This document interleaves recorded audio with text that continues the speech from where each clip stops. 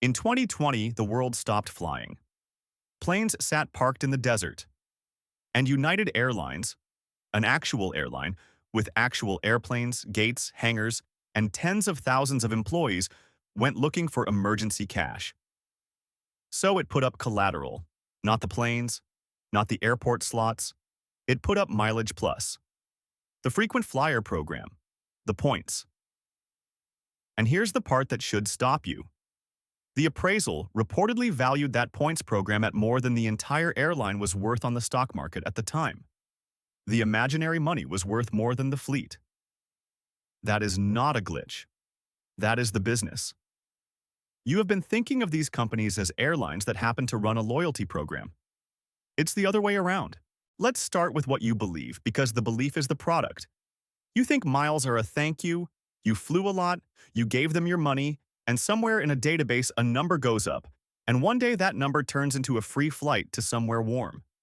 It feels like a reward. It feels like the airline is giving something back. And because it feels like a gift, you never do the one thing you do with real money. You never ask what it's worth. Nobody audits a gift. That single blind spot, multiplied across hundreds of millions of people, is worth billions of dollars a year. Because miles aren't a thank you. Miles are a product the airline manufactures, out of nothing, and sells to a bank. Here's the mechanic almost nobody sees. When you earn miles on a co-branded credit card, the airline didn't hand them to you. The bank bought them. The bank, Amex, Chase, Citi, writes the airline a check for a giant block of miles and then hands those miles out to you, a few at a time, every time you swipe. So the airline's loyalty program isn't a customer service department. It's a factory. It prints a currency at essentially zero cost and sells it wholesale for real dollars. And these are not small checks. Delta's partnership with American Express has been paying the airline billions of dollars a year. Delta has publicly talked about pushing that number toward $10 billion annually. $10 billion for points. That money doesn't depend on whether the planes fly full, or fuel is cheap, or the economy is good. It arrives because people swipe, and once you see the size of that check, the whole company reorganizes in your head. In a rough year, and airlines have plenty of rough years, the money coming in from selling miles can rival or exceed what the airline earns from the actual flying.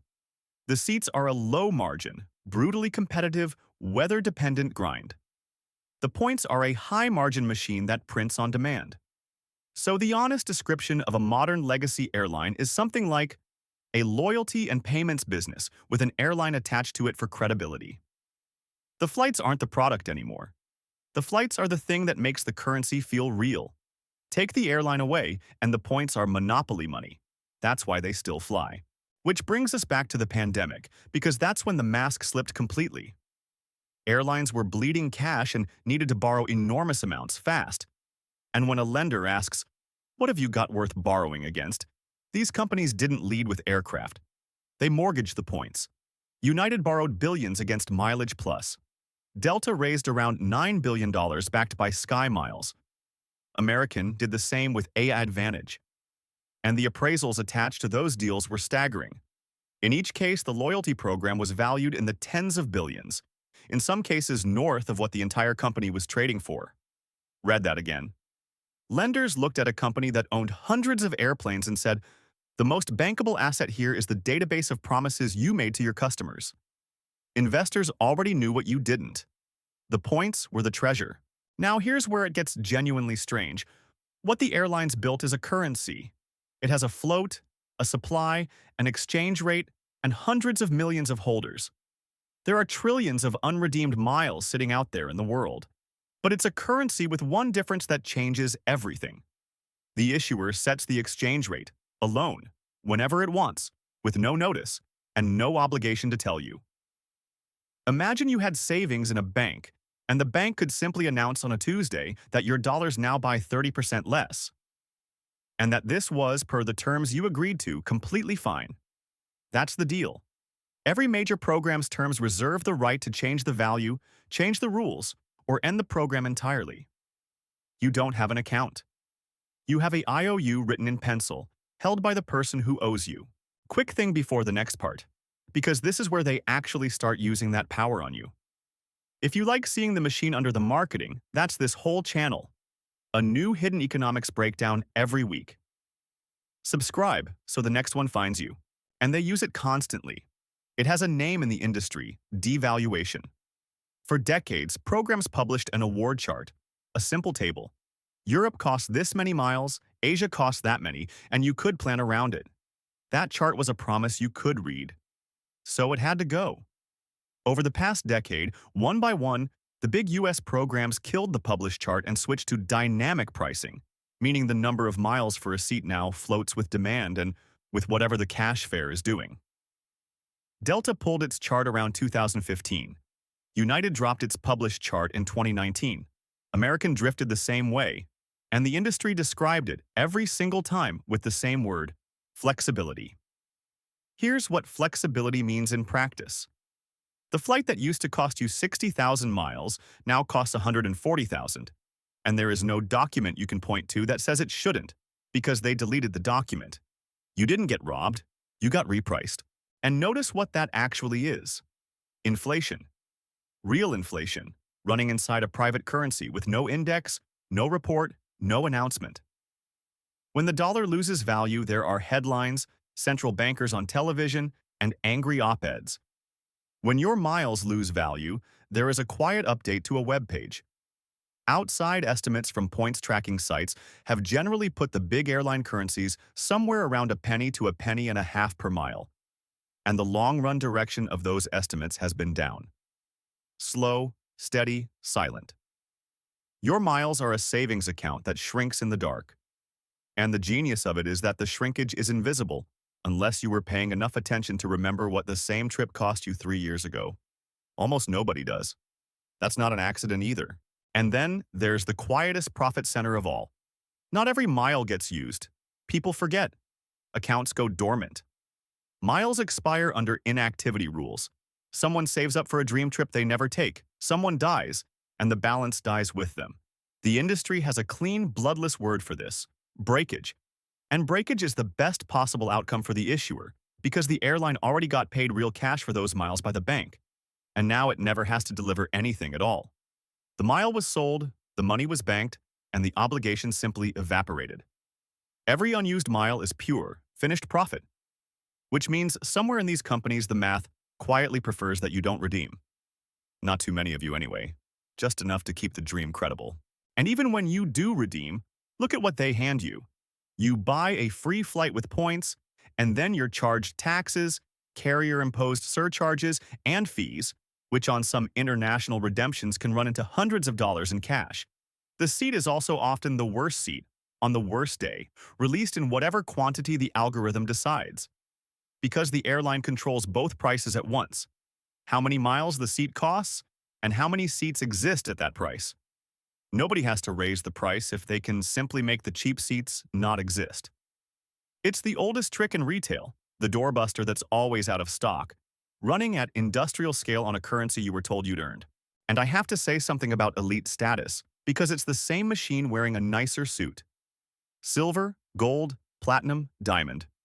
You will watch grown adults book a flight they don't need, to a city they don't want, in December to hold onto a tier that gets them a slightly better seat and a bag that comes out first.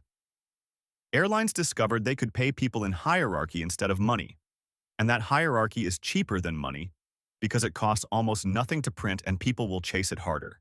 Then, inevitably, too many people qualify, the perks get diluted, and the requirements get raised. When Delta overhauled its status rules in 2023 to make them dramatically harder, the backlash was loud enough that the airline walked part of it back within weeks. Read that as what it is, a currency issuer discovering the limits of how much it can devalue before the holders revolt. Now for the part that reframes everything. You've been assuming this is between you and the airline. It isn't. Follow the money backwards. The bank pays the airline for your miles. Where does the bank get that money? Partly from your annual fee, partly from interest if you carry a balance. But a huge share comes from interchange. The fee the merchant pays every time a card is swiped. Every coffee shop, grocery store, and hardware store pays a cut on every card transaction, and premium rewards cards carry the highest cuts of all. And merchants don't eat that. They price it in, which means the cost is spread across all the prices for everybody, including the person paying cash who earns no miles at all. Federal Reserve researchers have studied this and found what you'd expect. It's a transfer, and it generally runs from lower-income cash and debit households toward higher-income rewards card households. Your free flight to Lisbon isn't free, and it isn't from the airline. It was quietly collected, a few cents at a time, from people who will never board that plane.